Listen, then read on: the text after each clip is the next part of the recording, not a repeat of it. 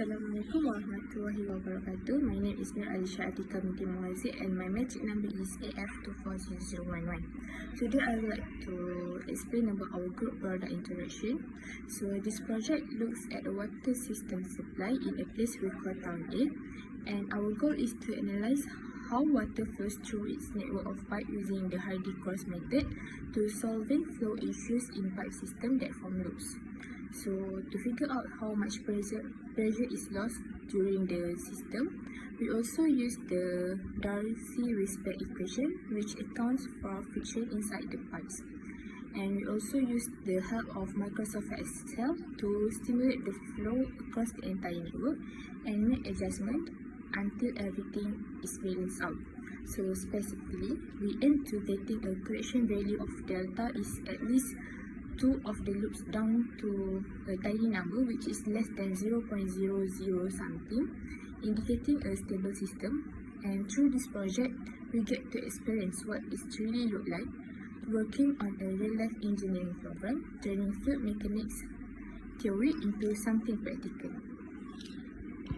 Next, the background study of this group project. So one of the methods used for this project is Hardy-Cross method, which helps to calculate the water flows loaded pipe network.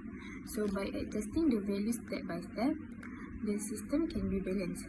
And to make the analysis more accurate, the Darcy-Weisbach equation is also used to account for friction losses in the pipes. So for this project, we were given key data like pipe size, length, friction factors, flow rates, and by using that, we calculate the flow in each pipe and make correction until the system was stable. So this hands-on work helped us apply classroom theory to a real-world problem and understand how actual water systems are designed. For the water supply in Town A, analysis of discharge queue in every pipe is needed by using the Hardy-Cross method with Darcy-Weisbach method to find out how much water flows through each pipe. The friction factor, pipe length, and diameter are given as we are in group 1, so we are going to do the log 1, 2, 3, and 4 only, based on the data given of the water flow in and out in the system. So the objective for our group project is first, to calculate the amount of water flowing through each pipe in loop 1, loop 2, loop 3, and loop 4 based on the data given. 2. To make sure that the system following the basic principle of water distribution, which is the amount of water entering must be equal to the amount of the water leaving the pipe. Next, each pipe must obey the pipe friction law and the total head loss around any closed loop must be 0. Third, to use Microsoft Excel to carry out the calculation until the system reaches the balanced state. Fourth, to provide a flow analysis that support the design of well-functioning water supply system that delivers enough water to every part of Town A.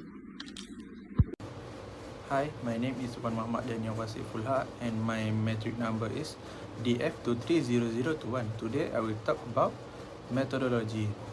1. Input data, friction factor, pipe length and diameter, inlet/outlet flow. 2. Head loss calculate using Darcy-Weisbach equation. 3. Context K determined for each pipe. 4.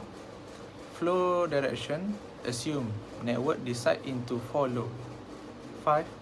Initial flow rate, Q1, estimate for key pipe, P11, P7, plus P4, P13, PG. 6. Hardy-Cross method, used to calculate flow correction. 7. Head loss, we calculate with / without flow sign. 8. Interaction continue until AQ equals 0 in at least 2 loops. 9. All calculate summarize in Excel table. The this is our trial one, and I have did some assumption on the flow of flow rate. And before I start to do the flow rate assuming, I have made all the flow rate in clockwise, that's positive ways. In the fire trial, that is trial 3, we successfully get the balanced pipe flow rate in and out, and I found that some of the flow rate assuming that I did in trial 1 is basically correct, except with the flow rate in the last trial. My name is Amanda Restokma and my magic number is CF24008. Today, I will present the pipe network analysis using the Hardy-Cross method, which was carried out over 3 trials involving 4 loops. In the first trial, we begin with the assuming flow value in each pipe and calculate the head loads for each loop.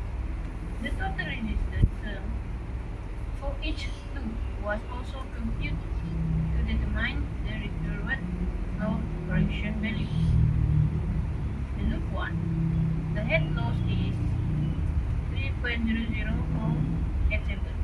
Total resistance we get is 387.6578. And the correction flow we get is negative 0.00775. For loop 2, the head loss we get is negative 1.6074. Total resistance term 312.450. And the correction flow we get is positive 0.00515. For loop 3, the head loss we get is 0.08457. Total resistance term we get is 130.1749. And the correction flow is negative 0.00074. And loop 4, head loss is 1.68493. Total resistance term is 485. And correction flow is negative 0.0039. This result showed that the system was not yet in idle experiment, so we proceed to the second trial. In trial 2, after applying the first step of flow correction, we calculate the head loss and update the flow value. Once again, we calculate the total resistance term in each loop 1. Head loss we got is 0.32803. Total resistance term is 146.956, and the correction flow is negative 0.0023. For loop 2, the head loss is 0.70838. Total resistance term we get is 223.6856, and the correction flow is negative 0.00317. In loop 3 of trial 2, the head loss we got is 0.31321. Total resistance term is 107.8106, and the correction flow we get is negative 0.002905. In loop 4, the head loss we got is negative 0.00140. Total resistance term is 453.596, and the correction flow we got is 0. This adjustment brought the system closer to balance, but a final iteration was still necessary. In trial 3, we applied the final set of correction. The head loss were very small, and the total resistance term overlapped. The system had nearly achieved. Loop 1 of trial 3, the head loss we get is 0.16893. Total resistance term is 121.496, and the correction flow is negative 0.001.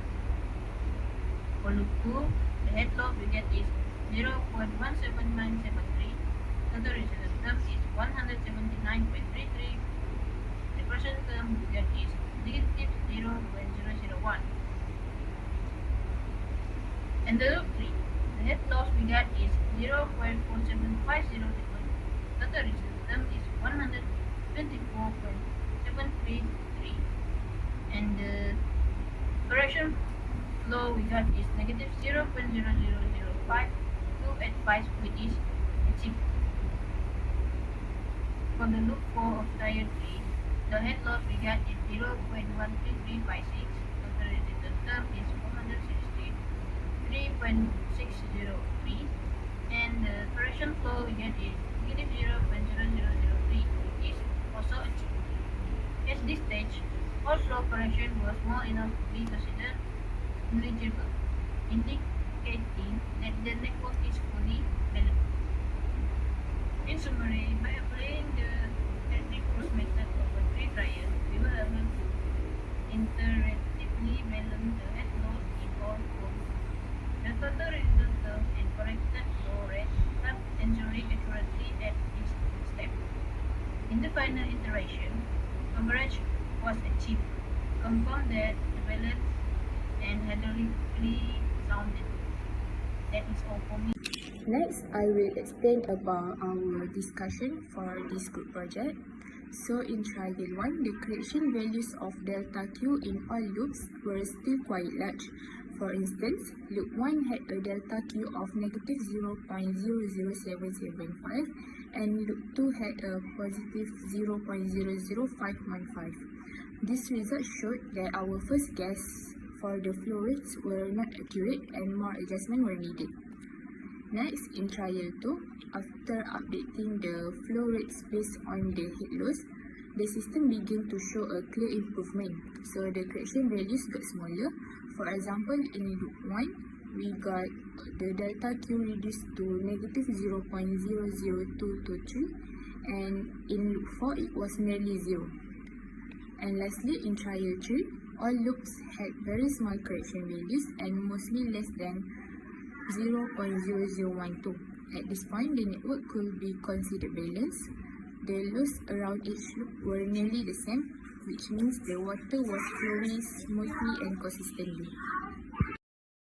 Hi, my name is Nur Aisyah binti Juso. My metric number DF230029. I will continue my part is explanation, conclusion for all this project. Okay. A water distribution system delivered water from a center source to use with consistent pressure. It follows hydraulic principle. The sum of pressure loss in a loop must be zero and flow into a junction must equal flow out. Flow rate are analyzed using the Hardy-Cross method and Darcy-Weisbach equation. An efficient system ensure reliable supply, prevents leak, maintain water quality, and support long-term cost-effective operation.